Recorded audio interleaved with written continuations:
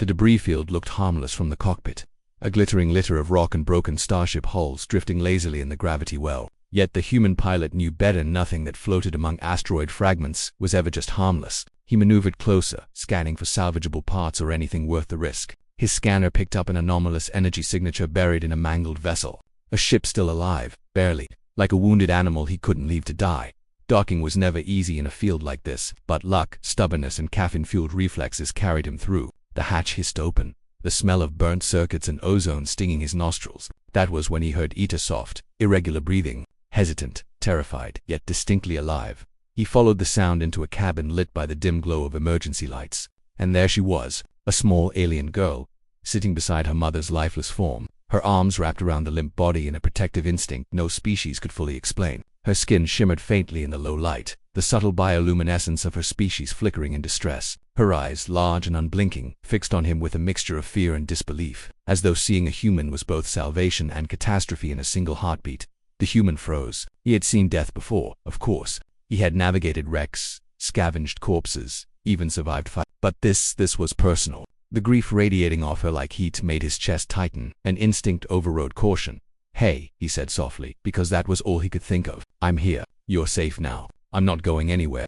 The girl flinched, drawing back slightly, and he immediately regretted the words. Humans often used words like weapons or comfort, but aliens, especially young ones, interpreted every syllable like a calculus of survival probability. She hissed through her teeth, a warning or perhaps a question. He wasn't sure. "I am not going to hurt you," he said, raising his hand slowly. "Name's, Jake. I'm human. Just going to help, okay?" She stared at him in silence. Then, carefully, she uncurled from her mother's embrace. Every movement was deliberate, ritualized, protective, yet fragile, like a leaf blown across a battlefield. Her species clearly had customs around death, proximity, and who could touch whom. His attempt at a comforting gesture, a simple extended hand, was met with a sharp, defensive recoil. "Not touch," she said in a whisper, the first words she had spoken, though her voice sounded alien in rhythm and tone. "Right, no touch," he replied, suppressing a laugh he didn't trust himself to make. "Fair. I get it. Totally fine." He crouched at a safe distance, scanning the room for anything useful, a medkit, rations, water, but all he could see was the girl's wide, frightened eyes. "Food?" he asked tentatively, holding up a pack of synthesized protein bars. "You eat these?" She shook her head violently. The movement was so sharp it sent a pulse of bioluminescent fear across her skin. Then, almost imperceptibly, she nodded toward her mother's remains, the gesture both terrifying and heartbreaking. "Not yet," she whispered. "Mother first." His chest clenched. He'd expected panic, anger, confusion, but not the raw, unfiltered mourning of someone so young, so far from home, surrounded by silence that spoke louder than any alarm or blaster shot. "All right," he said quietly. "I can wait. I'll stay. We'll figure it out together." Her eyes narrowed slightly, suspicious. Then, finally, after a long pause, she shifted closer, not to touch, but to observe, to assess him as if he were part of some alien calculus for survival. He felt the weight of her gaze, the strange gravity of a species that measured everything in instinct, ritual, and emotional resonance.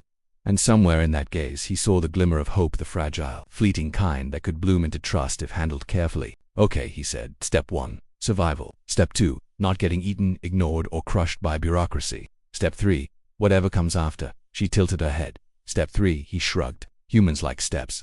Makes things less scary." The girl studied him, eyes flickering across his features as though trying to predict what a human would do next. He felt like a child himself, tested by the gravity of someone else's loss. Then, in a gesture that seemed small but monumental, she extended her hand, slightly not to touch him, but to indicate understanding, acknowledgement, the faintest thread of trust. He smiled, carefully, knowing the gesture might be misread, misinterpreted, or entirely lost on her culture. "That's good. That's really good." They spent the next hours in silence, punctuated by the occasional hissed word from her or gentle murmurs from him. He offered her food several times, each offering a test of cultural diplomacy, and each time she refused with the solemnity of a ritual. Finally, she accepted a small bite, just enough to demonstrate survival, not trust, but he could see the calculation in her eyes. This human wasn't leaving. He wasn't abandoning her. That was enough for now. By the time the emergency lights flickered in warning, signaling the ship's failing power, the human had made a decision. She was alone, yes, but not helpless, not while he was there. And he was going to navigate every absurd, dangerous, hilarious, and emotionally fraught step necessary to keep her alive. Because in that moment, humanity wasn't just about survival or logic. It was about persistence, warmth, and chaotic courage. It was about stepping into grief and fear and saying, in the simplest human terms, "You are not alone. The girl, small, an alien, and the human stranger, fumbling and awkward, shared the first fragile bond of a story that would reshape both their lives. And somewhere deep in the hull, the ship groaned as if acknowledging the new parachild and a human its passengers by circumstance. Its future uncertain, but somehow, improbably hopeful. The failing ship didn't wait for emotions to settle. The lights dimmed again, and a shower of sparks rained from an overloaded junction box near the ceiling. The human swore, because that was what humans did when things went wrong, and the alien girl flinched as though every curse was a weapon she couldn't see. He moved quickly, grabbing her hand on instinct, and instantly regretted it. Her entire body glowed in a sudden flash, and she gasped in a way that sounded like insult. Alarm and betrayal all at once. Sorry, reflex, he stammered, letting go so fast he nearly fell over. Humans do that sometimes. Touch things that are about to explode. Or people, also sometimes exploding. It wasn't helping. She stared at him wide-eyed, breath shaking, her little chest rising and falling with alarm. But then she did something he couldn't have predicted. She stepped forward and deliberately took his hand again. A small, trembling touch. Lex, she whispered, mispronouncing it slightly. He blinked. Yeah, reflex. Exactly. Her glow softened, turning from alarm to something warm and cautious, and he realized she wasn't just mimicking him. She was testing the idea of trust physically. And somehow, in some improbable cultural script, holding hands with a complete stranger was better than letting the ship blow up around them. They hurried down the corridor, toward the engine room, his boots clanging loudly against metal floors while her feet made the faintest whisper. She stayed close, half using him as a shield, half studying him like a puzzle she hadn't decided whether to solve or cherish. Every time the ship shook, she tightened her grip, and every time he wanted to reassure her, he held his tongue. Cultural sensitivity. He reminded himself, no patting, no surprise hugs, no jokes about dying probably. By the time they reached the engine room, smoke filled the air. The reactor casing was intact, but several conduits had blown, leaving a gaping scar of melted circuitry. He assessed it quickly. This wasn't repair. This was triage. If they didn't transfer emergency power soon, the ship would split open and vent them into the vacuum. He scrambled toward the controls, and froze when the girl darted past him, climbing onto the access ladder with shocking agility. She began pressing pads, shifting levers, performing some memorized sequence with speed and precision that made him feel like the child. Now you know engineering? He asked, half impressed, half panicked. She paused just long enough to look back over her shoulder. Mother taught I. Remember? Those two short sentences hit harder than any explosion. Grief sharpened her movements, urgency driving memory. The human didn't interrupt. He didn't even breathe loudly. If this was how she chose to honor her mother, the least he could do was respect it. But then the console shorted, sparks spraying dangerously close. Without thinking, he lunged forward and grabbed the girl by the waist, pulling her out of harm's way. She shrieked in shock, legs kicking in outrage, clearly interpreting the action as some combination of kidnapping and ritual sacrifice. Stop, I'm saving you, he yelped. The girl hissed something in her own language, a stream of syllables that sounded like she was accusing him of proposing marriage, violence and disrespect of ancestors all at once. He didn't understand a single word, but the tone was unmistakable. She struggled out of his arms and whirled to face him, cheeks glowing neon pink with fury. Pink was not good. He was certain of that. He held up both hands. Okay, new rule. If I grab you again, it will only be because you are about to explode, melt, or die in some other fun, spaceship-related way. Her glow shifted again, still annoyed, but begrudgingly tolerant. She stepped close enough to examine him, narrowing her eyes as if determining whether humans were salvageable as a species. Then she jabbed a finger into his chest. Tell before touch, she demanded. He nearly laughed. Dealer. With that astonishingly diplomatic treaty signed, they got back to work. She shouted instructions, some half-translated, some through gestures, and he followed. It was messy teamwork, a clash of improvisation and ritualistic precision. But somewhere in the chaos, something clicked. They weren't just cooperating, they were relying on each other. And when the final power transfer engaged, the lights flickered back on and the ship stopped groaning like something dying. The silence that followed was not fear, but relief. They sank down onto the floor, exhausted. The girl leaned against a bulkhead. He sat opposite her, legs stretched, chest heaving, trying to remember when he'd last eaten or slept or laughed. She watched him, not with suspicion this time, but with curiosity. You fix things, she murmured. So do you. He answered quietly. She shook her head. Mother fixer. Remembered. He swallowed, unsure whether to comfort her or leave her space. In the end, he spoke softly, careful not to break whatever fragile calm they'd found. Remembering someone you love, that's fixing too. Sometimes, that's the hardest repair of all. Her glow softened again, shifting through muted blues and purples, emotion translated through color, the most honest form of communication in the universe. And in that moment, she didn't look like a powerful alien species or a frightened orphan, just a child who desperately wanted to feel safe. He opened a ration pouch, held it out, not pushing, not expecting. She hesitated, then crawled forward and took it from his hand. She sniffed it, tapped it twice against her forehead, likely some cultural test for poison or significance, and then tasted it. Food, she announced. He chuckled. I'll take that as a glowing 5-star review. Her eyes widened as she realized it was a joke, then narrowed in a dramatic theatrical glare as if offended at humor itself. But her glow brightened with tiny specks of gold, the alien equivalent of a laugh barely held back. She wasn't ready to laugh out loud yet, but she almost did, and almost was enough.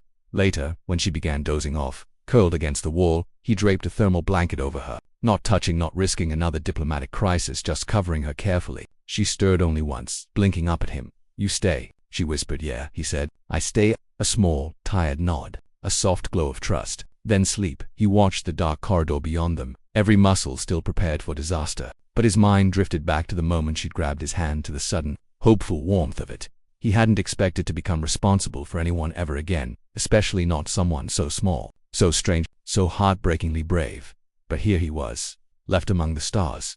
She had only him, and somewhere deep inside he realized that he needed her just as much.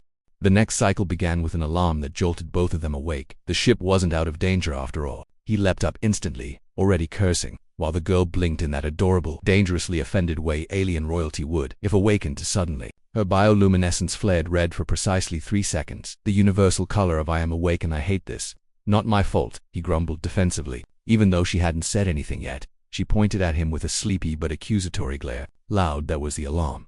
Also you, he threw his hands up. Humans have loud panic. Okay. Biological feature. We come with volume. She squinted at him in the judgmental silence of someone who was deciding whether that counted as a valid excuse. It apparently did, because she stood and marched past him with tiny, determined footsteps as though commanding the ship itself to behave. The source of the alarm wasn't sabotage or fail state. It was a signal, a distress beacon broadcasting in a dying loop. The girl froze the moment she saw the symbol flashing on the console. He didn't recognize it, but he saw her posture collapse. Family, he guessed softly. She shook her head. Empire, that single word explained everything. If her people located the wreck, they would find her mother's body, and him beside her. In most human cultures, a stranger who rescued a child was a hero. In many alien cultures, a stranger near an heir of noble blood was either a kidnapper or a political offender. Okay, he said quietly. We think this through. They won't just show up and start vaporizing things, right? Her silence answered that he wasn't naive about alien politics. Plenty of species believed children were state property, and a human beside one could mean anything from dangerous outsider to romantic scandal to be punished. Romance, that shocked him. On her world, touching someone during a crisis wasn't just rescue, it was significant. His brain rewound the hand-holding, the grabbing her from danger, the night he covered her with a blanket. Oh no, okay, he whispered in dread. I didn't accidentally enter into a pact ceremony, adoption, or stars forbid marriage ritual, did I? She blushed purple and shoved him away so hard he fell, which was somehow both reassuring and concerning. Not marriage, she hissed. He exhaled in relief. She continued, much quieter. Bond. He sat there, stunned. Bond, as in emotional guardianship. She nodded. You saved life. You stayed. You protected. You stayed again. That is the vow. Oh, he was so doomed. In her culture, those actions weren't reflexes. They were deliberate promises, unbreakable binding dots. She looked up at him with a soft, conflicted glow. She wasn't demanding he accept it, but she didn't know how to undo it, either. No child should be the one trying to figure that out. He swallowed his panic and breathed slowly, reminding himself the point wasn't whether this role was convenient. The point was a child who had nowhere to go. Well, he said, voice rough but steady. I've been called worse than guardian. Her bioluminescence flickered with something new, hope so bright it almost hurt to look at. She searched his face as if waiting for the part where humans changed their minds and abandoned promises. When he didn't, she leaned closer, almost touching his shoulder before catching herself. You stay, she whispered again. Not a plea this time, but a statement of belief. I stay, he confirmed. She nodded once and returned her attention to the console, wiping away her tears with the back of her hand in the most adorably angry way possible, like she was furious that emotions slowed her down. They cut the distress beacon, isolated the communication core, and locked the signal behind an encrypted firewall. It would buy them time, but not immunity. Once the crisis faded, a new one arrived. Social atmosphere. They sat across from each other, awkwardness filling the space between them. He didn't know how to act around a child who considered him her bond. She didn't know how humans handled responsibility. So, he said, desperate for neutral ground. On your world, guardians, what do they do? She frowned hard, thinking, teach, protect, fight, argue with teachers, bring food, stop nightmares, sit nearby when child's sick. not leave even when tired. Every point stabbed him straight in the heart. He cleared his throat. On Earth, that sounds like a parent. Her eyes widened. Human parents are like that too. Oh, she sounded relieved. As if guardianship was only terrifying if it was one-sided. As if she'd feared humans didn't understand love. Yeah, he said softly. We're actually very good at loving too much. It's kind of what we're famous for. She glowed gold this time. He didn't know what gold meant yet, but it felt warm, safe, something rare. She didn't have to eat alone. Later, when fatigue settled over her again, she kept inching close to him without physically touching, as though proximity itself had cultural meaning. Finally, she curled into her blanket. This time, she didn't ask the question. He said the answer anyway. I'm not going anywhere. She relaxed instantly, eyelids drooping, and then with an effort that looked like it took everything she had, she extended her small fingers toward him. Palm up. Touch wasn't casual for her kind. It wasn't physical comfort. It was confession. He placed his hand gently on hers, slow, careful, making sure she could pull away at any second. She did in quotes too. Her voice was tiny. Nightmare gone now. He didn't know whether she meant this nightmare or all of them, and somehow, it didn't matter. She fell asleep holding his hand, and across the dark corridor, the ship hummed, no longer a tomb, but a home on the edge of danger. He stayed awake on guard, mind racing because alien politics were coming. Disaster was coming. The consequences of this bond were coming. But she was here. He wasn't losing her. The universe could try. The cruiser's engines hummed beneath his boots as he and Syra stood side by side before the sealed hatch that led to the bridge. Beyond it waited the council elders who were already sharpening their verdict, already rehearsing the reasons why the little hybrid girl didn't deserve a future. Jonas could almost feel their cold calculations vibrating through the walls like static. Syra's claws flexed nervously, but her shoulders stayed broad, defiant. They won't believe us, she muttered. To them, Vera is evidence. Evidence of weakness. Evidence that love contaminates. Jonas looked at her, then really looked. The hardened warrior who once seemed carved from obsidian now trembled in small ways only a human heart would notice. Fear, hope, desperate wish for something gentler than war. Believe me, he said quietly, because unlike them, I don't know how to lie about what matters. The hatch hissed open. The council chamber stretched out like a cathedral of polished bone, every surface pale and merciless. The elders stood arranged in a semicircle, their tall forms draped in ceremonial armor that made them look more statue than living, their eyes black. Reflective studied him and Syra with the indifference of judges who had never been on trial themselves. In the center, Vera clung to her stuffed toy, the one he had stitched from his torn uniform and her mother's discarded cloak. Her small fingers trembled, tail curled tightly around her legs. When she spotted Jonas, she tried to smile, but her eyes shined with fear. Syra inhaled sharply, her voice cracking just as she was about to speak. Jonas placed a subtle hand against her arm. Let me, he whispered. He walked forward alone. One of the elders spoke first, voice like distant thunder. Human, you have trespassed into matters beyond your species. You meddle in the life cycle of warriors. Explain why the hybrid remains alive. Jonas didn't bow, didn't defer, didn't play along with their illusion of superiority. I kept her alive, he said, because she deserves to be. The elders murmured like a hive, unsettled. Another elder stepped forward. She is half human, half weak. She jeopardizes the purity of our future soldiers. Purity. Jonas scoffed softly. Look around you. You're dying out. Too disciplined to love. Too proud to change. You measured strength so often that you forgot what strength actually is. They stared. UNBLINKING. So he pushed further. Not loud. Just truthful enough to cut. You lost a mother today, he said, nodding to Syra, and you didn't care. You lost a child tomorrow and you still wouldn't care. Because to you, the only family that matters is the war machine, and you wonder why you keep losing wars. Even Syra looked startled by the steel in his voice. You want to judge her? Jonas asked sharply. Look at yourselves. You are terrified of a child barely old enough to speak. The hall fell silent. Then he turned, just enough so Vera could see his face. Warm, steady, proud to stand for her. She learned how to smile before her fangs came in. Learned how to hug before she could roar. She is everything you once were before you traded your hearts for armor. Somewhere near the back, an elder's claws twitched, a silent sign of discomfort, of doubt. Jonas seized it. You think humanity weak because we feel, he continued. But feelings are why we survive, why we help each other, why a stranger will cross a battlefield for a crying child. He swallowed, chest tight with emotion that refused to hide. Her mother died protecting love. Are you going to prove the galaxy right, that you no longer understand what love is? Syra exhaled like she'd been drowning this entire time. Vera, tears forming, reached tiny arms toward him, and Jonas stepped back so he stood between her and the council. I will raise her, he said simply. If that frightens you, maybe you should ask yourselves why. The elders stared. The silence felt like the moment before fate chooses a direction. Then a single voice broke through. a younger elder, armor less ornate, eyes less calloused. Human, she said slowly, almost tasting the word. You speak of love as if it is weapon. Jonas nodded. Love is the strongest weapon we have. It makes us unpredictable. It makes us courageous. It makes us refuse to let a child die. The younger elder looked down, then at Vera, and her hardened expression softened by a fraction. A weapon we have forgotten. It wasn't victory, not yet, but a crack in the shield was a start. The oldest elder shifted, his voice weary. Perhaps the child remains for now, but the responsibility is yours. If she fails, if her existence brings chaos, it will be on humanity. Chaos. Jonas almost smiled at that. Chaos is what we do best, he replied. Syra finally found her voice. And if she flourishes, she said, stepping up beside Jonas, it will be because humanity reminded us how the ruling was done. The elders did not congratulate or condemn, but they did not take Vera away. They turned and dismissed them with the cold dignity of a verdict too unconventional to linger on.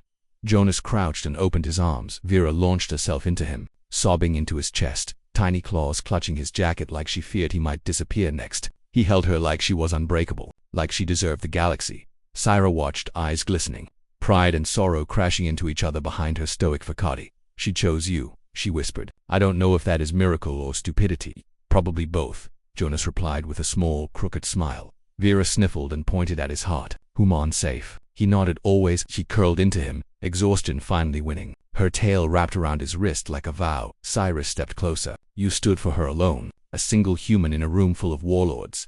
That's humanity for you, he said. We don't do alone very well. The doors behind them sealed shut, the past locked away. They walked forward, carrying hope between them. A warrior who had lost everything, a child who represented the future, a man who refused to let compassion become extinct. As the stars stretched endless beyond the view, Syra's voice came soft, uncertain but warm. What will you teach her first? Jonas looked down at the sleeping girl in his arms. Simple, he murmured. That love makes you strong, and that family doesn't have to match to matter.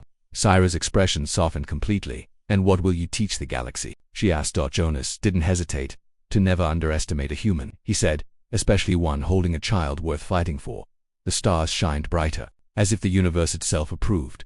Humanity, chaotic, emotional, impossible humanity had once again changed the course of a species too proud to imagine a gentler future, and the future, tucked safely into his arms, dreamed of a world where love was allowed to win,